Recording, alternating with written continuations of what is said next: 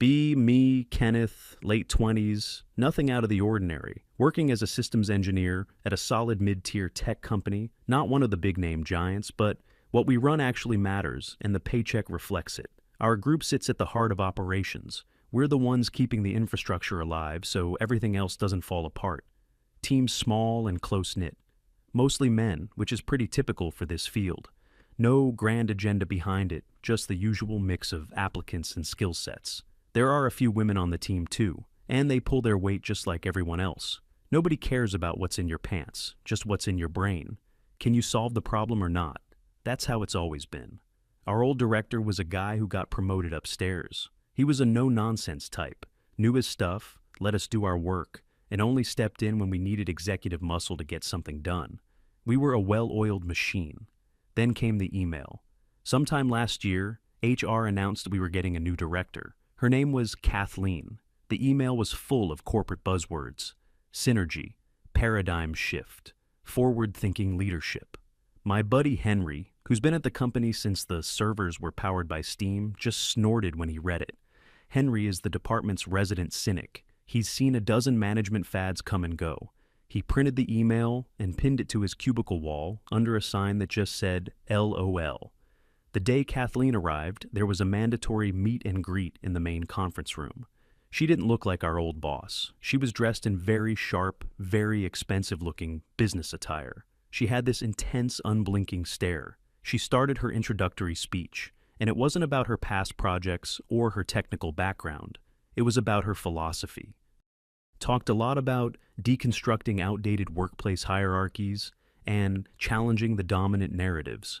I just wanted to get back to my desk to fix a memory leak issue. She mentioned that her primary goal was to empower the voices that have been systemically silenced in the tech industry. I looked around the room, I saw my colleagues, guys who just wanted to work, get paid, and go home to their families or hobbies. I saw Ethel, one of our best coders. She's super quiet, an introvert's introvert. She probably hadn't spoken more than 100 words all week, but her code was like poetry. She wasn't silenced. She just preferred to communicate through her work. Then there was Paula. Paula was newer, very ambitious. She was nodding enthusiastically at everything Kathleen said, like she was at a rock concert. Kathleen finished her speech by saying she was excited to bring a new, more equitable culture to our department. Henry leaned over to me and whispered, "We're doomed."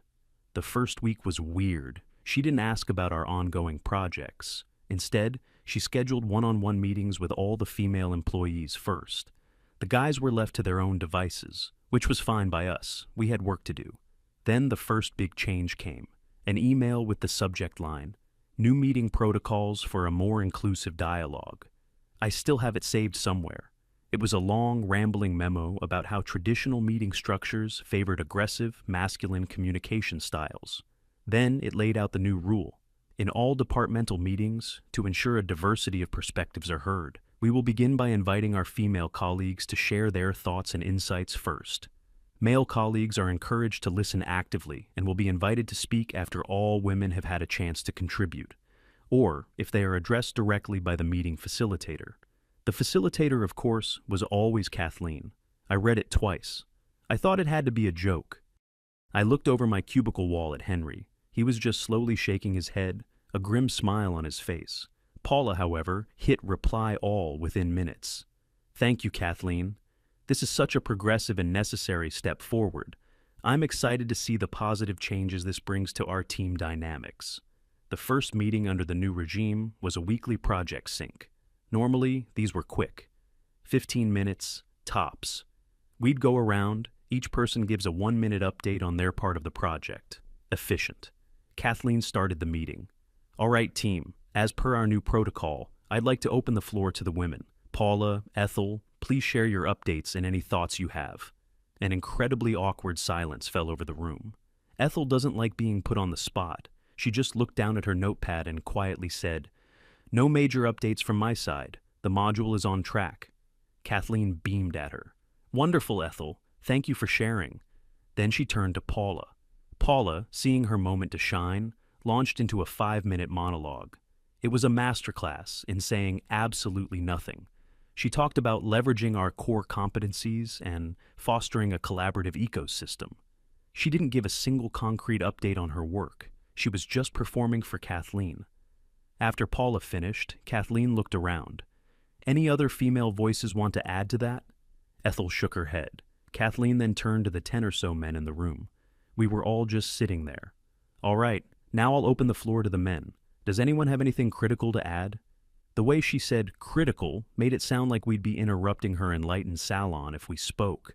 A guy from the network team, a real straight shooter, tried to give his update. Yeah, the new firewall rule set is causing some latency issues on server B7. I'll need to... Kathleen cut him off. Thank you for that. Can you please summarize the issue in an email and we can address it offline? I want to keep this meeting focused on high-level strategy. He just blinked. Okay. The 15-minute meeting dragged on for 45 minutes and accomplished less than nothing. We left the room more confused than when we entered. The latency issue wasn't addressed. This became the new normal. Meetings became excruciating. They were no longer about solving problems. They were about validating Kathleen's worldview. Paula would talk for half the meeting.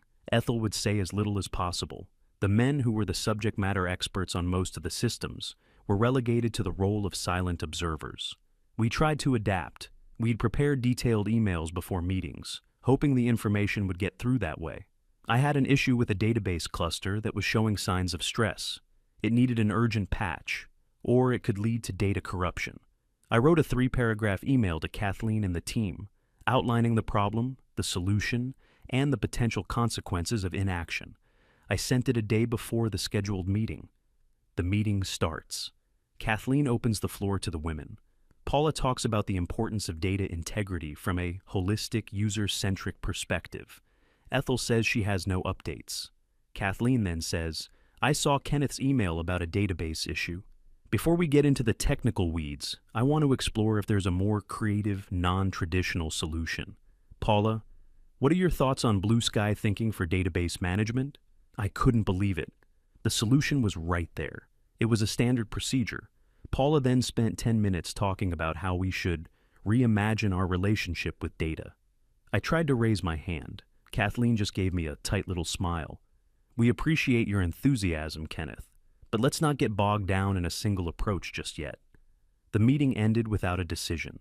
The patch was not approved. I went to Henry's desk afterwards, feeling completely defeated. I don't get it, I said. I'm literally trying to prevent a disaster, and she won't listen. Henry was calmly sipping his tea. He looked at me over the rim of his mug. You're still playing the old game, kid. The game where competence and results matter. He leaned forward. This is a new game now. The rules are different. In this game, feelings are more important than facts. The appearance of equity is more important than a functioning system. So, what do? I asked. We stop playing, he said. Or rather, we play by her rules, exactly as they are written. He explained his idea. It wasn't a rebellion. It was the opposite. It was total, absolute compliance. No more proactive emails. No more trying to warn her. No more raising our hands. We do exactly what the protocol says. We listen actively. We speak only when invited. We provide only the information that is directly asked for, and nothing more. And most importantly, we document everything. Every ignored warning. Every nonsensical decision. Every meeting that goes nowhere. We create a paper trail. It felt wrong. It felt like letting the team fail. But what other choice did we have? We were being actively prevented from doing our jobs. The guys on the team had a quiet meeting in the break room later that day. Everyone was frustrated. Stories like mine were piling up. A critical server upgrade was delayed because the discussion got sidetracked by Paula wanting to form a committee to explore the emotional impact of system downtime on our user base. A security vulnerability wasn't patched because Kathleen felt the male engineer who found it was being alarmist. We all agreed. Malicious compliance was the only way forward. The next meeting was a different experience. Kathleen started, as usual, by opening the floor to the women. Paula gave her usual spiel. Ethel gave her usual one-sentence update. Then Kathleen turned to the men. All right, anything to add? Complete silence. 10 guys, all experts in their fields, just staring back at her. Not angrily, just blankly. She looked confused. No one? Nothing on the network side? The storage array? A few guys just shook their heads. It was the quietest, fastest meeting we'd had in weeks. We were out in 10 minutes. Kathleen looked strangely disappointed. I think she enjoyed the feeling of shutting us down. When we shut ourselves down, it took the fun out of it for her. This pattern continued. Productivity in the department plummeted. Tasks that used to take a day were now taking a week, tangled in a web of inefficient communication. Kathleen didn't seem to notice or care. Her reports to upper management were filled with glowing reviews of the new collaborative culture she was building. She was measuring the wrong things. She wasn't measuring completed projects or system uptime. She was measuring how much Paula talked in meetings. A few of us started keeping personal logs. I had a spreadsheet. Date of meeting, topic. My proposed solution, sent via email for the record. The outcome of the meeting, usually no decision or decision to form a subcommittee. It was getting long. The atmosphere in the office soured. There was a clear divide. It was Kathleen and Paula on one side, and pretty much everyone else on the other. Ethel was caught in the middle. You could see she was uncomfortable. She was an engineer. She just wanted to build things and solve problems. This corporate theater was a waste of her time. She started working from home more often, just to avoid the meetings. The men on the team grew closer. We'd go to lunch together, venting our frustrations in low voices. It wasn't about hating Kathleen. It was about the sheer stupidity of the situation. We were highly paid professionals being treated like children in a timeout. We felt disrespected. Our experience, our knowledge, was being actively discarded because of our gender. It was the ultimate irony. In her quest to fight perceived prejudice, she was creating a system of actual, tangible prejudice. Then came the project that would change everything. We called it Project Titan. It was a massive undertaking, a complete overhaul of our primary client-facing platform. It was a high-stakes, high-visibility project with a very tight deadline, the kind of project where you need your A-team firing on all cylinders. The initial planning phase was a disaster.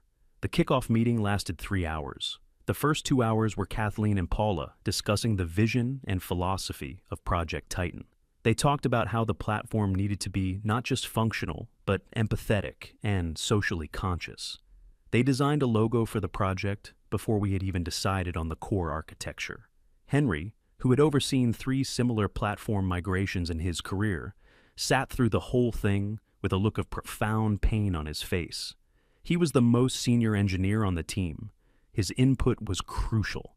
At the end of the meeting, Kathleen finally turned to the technical staff. Okay, we've established the why. Now, let's briefly touch on the how. Any initial thoughts from the men? Henry raised a finger. He didn't wait to be called on. He knew this was too important. The proposed timeline is impossible, he said, his voice flat. The core assumption in this plan about data migration is fundamentally flawed. If we follow this roadmap, we won't just miss the deadline. We'll risk catastrophic data loss for our biggest clients. The air in the room went cold. It was the bluntest, most direct challenge to Kathleen's authority since she'd arrived. Kathleen's smile became a thin, hard line. Henry, I appreciate your traditional perspective, she said, her voice dripping with condescension. But we're trying to foster a can-do attitude here, not a can't-do one. Perhaps we need to think more innovatively instead of immediately pointing out problems. She turned to Paula. Paula, what's your take on this? How can we overcome these perceived obstacles? Paula, who probably couldn't tell a database from a donut, immediately jumped in. I agree, Kathleen. I think we need to challenge the old ways of thinking. Maybe Henry's concerns are based on outdated methodologies. We're in a new era of agile and flexible development. Henry just looked at her. He didn't even bother to argue. He just slowly closed his notebook, a gesture of complete surrender. He knew. We all knew. Kathleen was going to steer this ship directly into an iceberg, and she was convinced the iceberg was the one at fault. That night, Henry sent an email. It was addressed to Kathleen, and he CC'd the entire department. It was a masterpiece of professional CYA, cover-your-ass communication. Subject: concerns regarding the Project Titan migration strategy. In precise technical language, he laid out exactly why the current plan was a recipe for disaster. He detailed the specific technical hurdles, the flawed assumptions, and the likely points of failure. He proposed an alternative strategy, one that was more complex up front, but infinitely safer. He ended the email with, I am formally documenting these concerns to ensure all stakeholders are aware of the potential risks involved with the current project plan. It was a direct challenge, but wrapped in so much corporate jargon that she couldn't discipline him for it. He had done his duty. The warning was on the record. The next day there was a project meeting. Kathleen didn't even mention Henry's email. She acted like it didn't exist. Instead, she announced that she was restructuring the project team to maximize synergy. She made Paula the project communications lead. She put Henry in charge of legacy systems documentation, effectively sidelining the most experienced person on the team. Me and the other senior guys were assigned to minor subtasks. The core architectural decisions were being made by Kathleen and a junior developer who just agreed with everything she said. Project Titan was no longer an engineering project. It was a vanity project, a monument to Kathleen's ideology. And we were all just forced to stand by and watch the slow-motion train wreck unfold. We did our assigned tasks, we followed the rules, we spoke when spoken to, and we documented. Every single time we saw a problem, we sent a polite professional email. Dear Kathleen, as per your directive, I am working on Task X. I have identified a potential dependency issue with System Y. Please advise on how to proceed. The response was always the same. Either no response at all, or a dismissive reply from Paula about staying focused on our assigned verticals. The project was falling behind schedule within the first week, but in the meetings, Kathleen and Paula would present beautiful PowerPoint slides with green check marks and uplifting quotes. They were managing the perception of the project, not the reality of it. It was surreal. It felt like living in two different worlds, the world of our logs and emails, which showed a project in critical condition, and the world of Kathleen's meetings, where everything was sunshine and progress. We all knew a day of reckoning was coming. We just didn't know how spectacular it would be. The first real cracks in the facade of Project Titan started to show about a month in. We were supposed to hit a major milestone, the first successful data migration in the development environment. It was the critical step Henry had warned about. The team Kathleen had put in charge, a couple of junior guys led by her sycophant, ran the script. It failed. Not just failed, but failed spectacularly. It didn't just fail to copy the data. It corrupted the source database in the dev environment. A complete mess. Panic ensued. An emergency meeting was called. This time, Kathleen couldn't ignore the technical details. She looked flustered for the first time since she'd arrived. What happened? She demanded, looking at the junior dev who was pale as a ghost. He stammered something about an unexpected schema mismatch. Henry, who had been sitting silently in the corner, coughed softly. All eyes turned to him. Kathleen looked annoyed. Yes, Henry? Do you have something to add? It wasn't an unexpected mismatch, Henry said calmly. It was the exact mismatch I detailed in my email from 4 weeks ago. Point 3, subsection B. You could have heard a pin drop. Paula jumped in to defend Kathleen. We can't get bogged down in finger-pointing. We need a solution-oriented mindset. Henry just looked at her. The solution was also in that email, but we're past that now. The original dev database is fried. You'll have to restore from a backup, which will take at least a day, and then you'll have to rewrite the migration script from scratch, which will take a week if you know what you're doing. The milestone is missed. He delivered the lines without a hint of, I told you so. It was just a cold, factual statement. It was more damning than any angry outburst could have been. Kathleen's response was telling. She didn't acknowledge Henry was right. She just declared, this is a learning opportunity for the team, a chance to show our resilience. Let's circle back tomorrow with a renewed sense of purpose. The meeting was over. Nothing was solved, but something had shifted. The men in the room were no longer just frustrated. There was a quiet confidence growing. Our malicious compliance was creating a fortress of evidence. Every failure of the project was a direct result of Kathleen ignoring documented expert advice. We were just following orders. The project limped along. They restored the database. They tried to rewrite the script, but without Henry's direct involvement, it was slow and clumsy. They were weeks behind schedule, but Kathleen's reports to her superiors were masterpieces of creative writing. She'd use phrases like recalibrating timelines to optimize for quality instead of we're massively behind schedule. She blamed legacy system complexities instead of we ignored the guy who understands the legacy systems. Around this time, the client started getting nervous. Project Titan was a big deal for them, too. They had their own timelines and marketing campaigns built around our launch date. They started asking for more detailed technical reports. Kathleen, of course, assigned Paula to be the liaison with the client. Paula would have these long, cheerful phone calls with the client's project manager, assuring them that everything was synergizing beautifully. But the client's tech lead wasn't an idiot. He started reaching out to some of us directly, on the sly. I got a message from him on our corporate chat.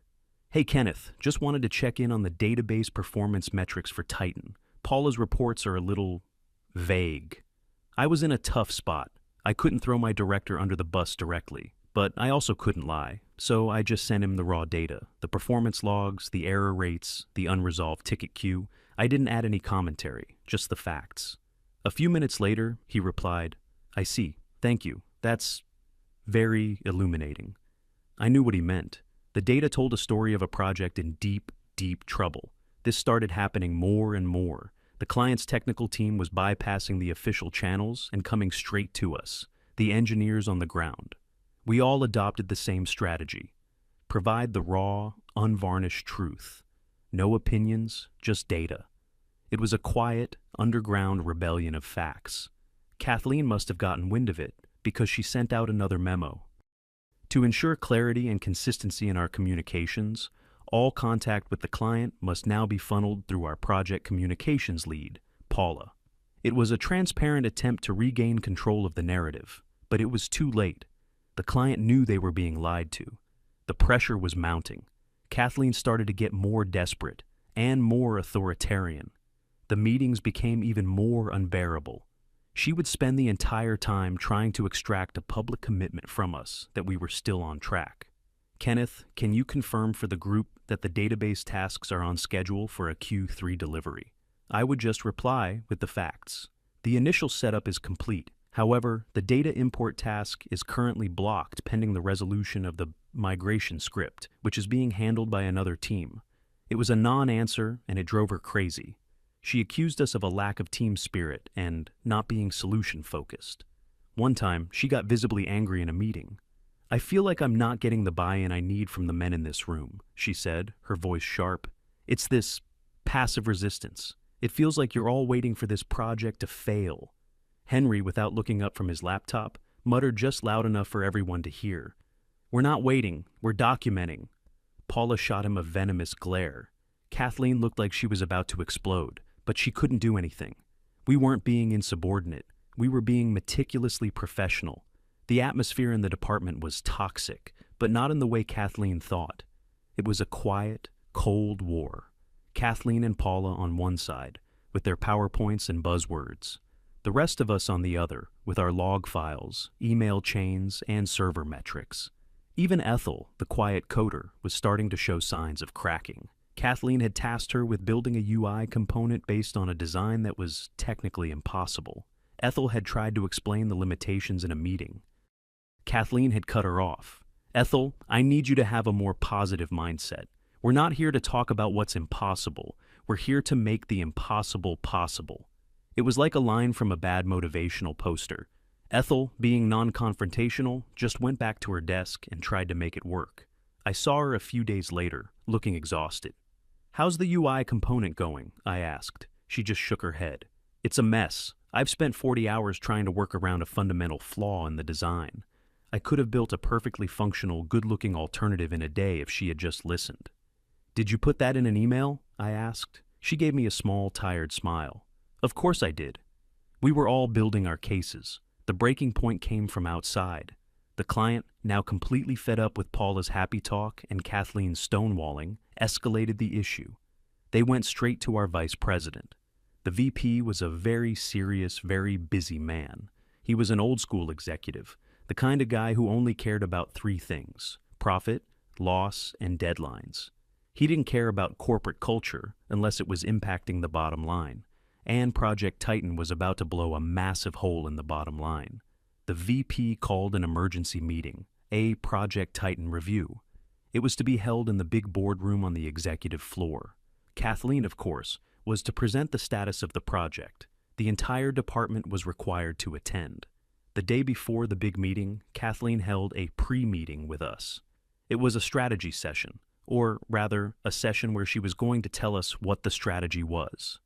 "Tomorrow's meeting is crucial," she began. "It's vital that we present a unified front to the executive leadership." She looked around the room, making eye contact with each of the men. "There has been some negativity and resistance within this team. That ends now.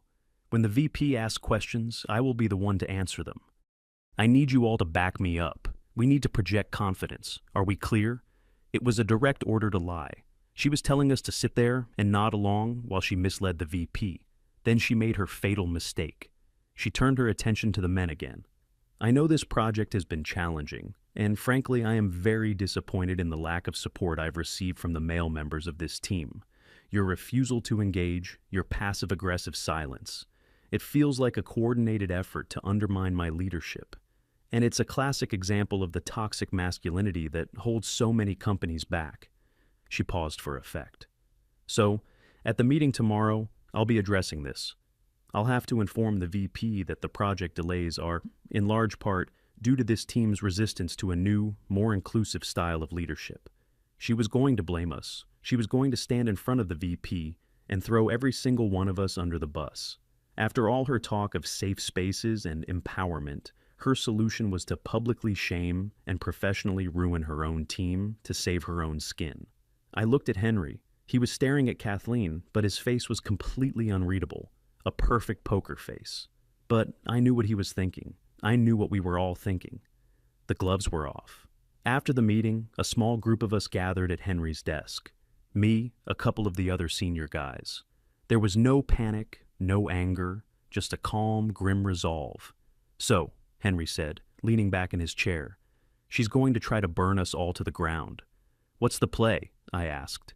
Henry smiled, a real, genuine smile for the first time in months. "There is no play," he said. "We don't have to do anything. We just have to show our work." He tapped a thick folder on his desk. "I've been compiling everything, every email, every meeting agenda, every ignored warning." He looked at me. "You have your logs, right?" I nodded. "Every single meeting." "Good," he said. "Get a good night's sleep. Tomorrow is going to be a very interesting day." I went home that night and spent an hour organizing my files. I put everything in chronological order: the email announcing the new meeting rules, my early warnings about the database, the logs of every derailed meeting, Henry's big warning about Project Titan, the client's increasingly frantic messages, Kathleen's memo about channeling all communication through Paula. It was a mountain of evidence. It told a clear, undeniable story. A story of incompetence, ideology, and hubris. And we hadn't had to be insubordinate or rude. We had just done our jobs, followed the rules she set, and kept the receipts. I felt a strange sense of calm. For months, we had been in a situation that felt insane and unjust. We had been silenced, dismissed, and were now about to be blamed for a failure we had tried to prevent. It was the ultimate feeling dismissed trigger for our whole team. But we had the truth on our side, and we had it all in writing. The next morning, we all walked into the executive boardroom. The air was thick with tension. The VP was sitting at the head of a massive mahogany table. He looked even more intimidating in person. He had a reputation for not suffering fools gladly. Kathleen was setting up her laptop, a confident, practiced smile on her face. Paula was next to her, looking nervous but eager. The rest of us filed in and took our seats. We sat together, a silent, united block. Kathleen was about to give the performance of her life, and we were about to give her a standing ovation of facts. The VP started the meeting without any pleasantries. "Kathleen, I've read the executive summary. It's not good. Project Titan is over budget and behind schedule. My clients are calling me directly. Explain yourself." His voice was flat, like a dead channel. Kathleen launched into her presentation. It was a masterwork of corporate spin. She had charts with carefully selected data points, upward trending graphs that conveniently omitted the disastrous first month. She spoke eloquently about overcoming unforeseen challenges and pivoting our strategic implementation. Then she got to the part we were all waiting for. "While we have faced some technical hurdles," she said, gesturing vaguely at the screen, "the most significant obstacle has been a cultural one." She paused, letting the statement hang in the air. I was brought in to modernize this department's culture, to move away from an outdated top-down command structure to a more collaborative and inclusive model. Unfortunately, there has been significant resistance to this change from some of the more tenured members of the team. She didn't name names, but she kept glancing over at Henry and the other senior men. This resistance has manifested as a lack of engagement, a refusal to proactively contribute in meetings, and what I can only describe as a campaign of passive-aggressive non-cooperation. This has, regrettably, impacted the project's velocity. She was doing it. She was actually blaming us for following her own rules. The VP listened, his face an unreadable mask. When she finished, he didn't even look at her presentation. He turned his gaze to our side of the table. "Is this true?" he asked, his voice low and dangerous. "Are you sabotaging this project?" The whole room was silent. Kathleen had a smug, triumphant look on her face. She thought she had us cornered. This was the moment. Kenneth, me, I took a deep breath. I hadn't planned to be the spokesperson, but Henry gave me a subtle nod. It was my turn. "Sir, that is not an accurate representation of the situation," I said, my voice steady.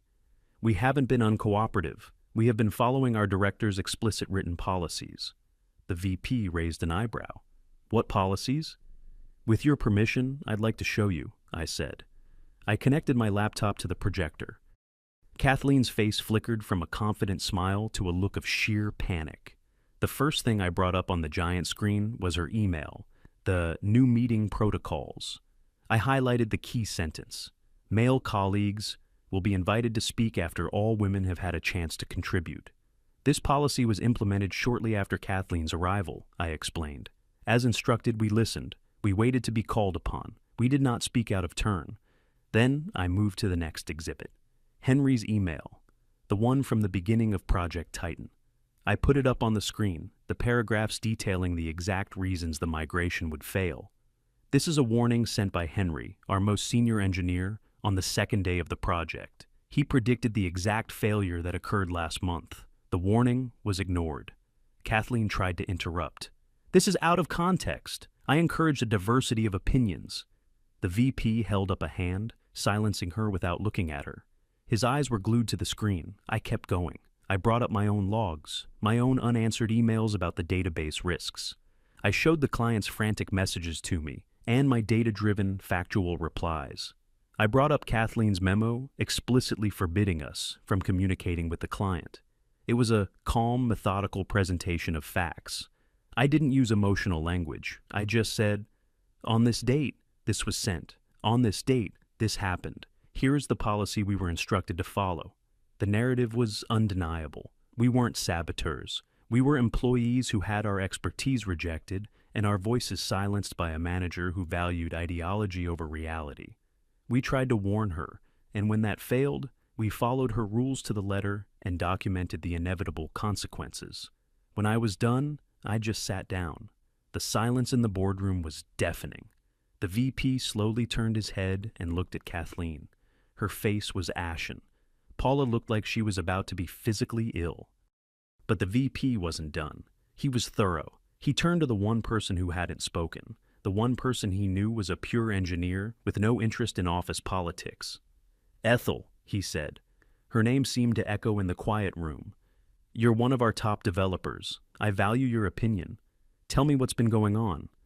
Ethel looked startled. She hated being the center of attention. She took a moment, gathering her thoughts. She looked at Kathleen, then at the VP. "What Kenneth presented is accurate," she said, her voice soft but clear. "We've been unable to work effectively. Good technical advice has been consistently ignored. I personally wasted almost a week on a task that was flawed from the beginning because my feedback wasn't accepted. The project is failing because of how it's being managed, not because of the team. It was the final nail in the coffin. The empowered female voice that Kathleen claimed to be championing had just completely repudiated her. The irony was so thick you could cut it with a knife." The VP stared at Kathleen for a long, painful moment. He then turned to Paula. "Paula," he said, "what is the current read/write latency on the Titan project's primary data store?" It was a basic, fundamental technical question about the project she was supposedly the communications lead for. Paula's eyes went wide. She opened her mouth, but nothing came out. She just stammered. The synergy. We're leveraging. The VP cut her off with a wave of his hand. He had his answer. He stood up. The meeting was over. Kathleen, my office. Now, he said. Henry, you're the acting director of this department, effective immediately. Your first priority is to create a realistic recovery plan for Project Titan and have it on my desk by Monday. Kenneth, you'll be his lead on this. I want a full, honest assessment. No more PowerPoints, just the truth. He walked out of the room. Kathleen, looking utterly defeated, gathered her things and followed him like a ghost. We never saw her again. We heard later she was separated from the company that same afternoon. They let her clear out her desk after hours. The aftermath was swift. The very first thing Henry did as acting director was send a one-line email to the department. Subject, new meeting protocols. Effective immediately, this policy is rescinded. The cheer that went up in our part of the office was quiet, but deeply felt. Paula came to work the next day, but she was a pariah. Nobody would talk to her. She'd lost all credibility. She put in her 2 weeks' notice by the end of the week. Our first meeting under Henry's leadership was beautiful in its simplicity. He stood at the whiteboard. All right, Project Titan is a dumpster fire, he said. Here's the situation. Here's what needs to be fixed. Who has ideas? Hands shot up. The room was buzzing with energy. Problems that had been festering for months were solved in minutes. We were finally allowed to do our jobs again. We worked hard, pulling long hours, but it was good work. The morale of the team skyrocketed. We were a team again. We ended up salvaging the project. We had to push the deadline back, but we communicated honestly with the client, and they were just relieved to be getting straight answers. Henry was officially made the permanent director a few months later. Sometimes when we're having a beer after work, we talk about the Kathleen era. It feels like a bad dream, a case study in how a single person with a bad ideology can destroy a perfectly functional team. She came in talking about empowering women, but she alienated Ethel, the most competent woman on the team. She came in talking about fighting toxic masculinity, but she created a toxic environment of distrust and division. She tried to silence us, but in the end, the only thing that got silenced was her own career at the company. The lesson we all learned was simple. In the real world, results matter. Competence matters. And if you try to build a world based on anything other than that, it's eventually going to come crashing down. And it's always a good idea to keep the receipts.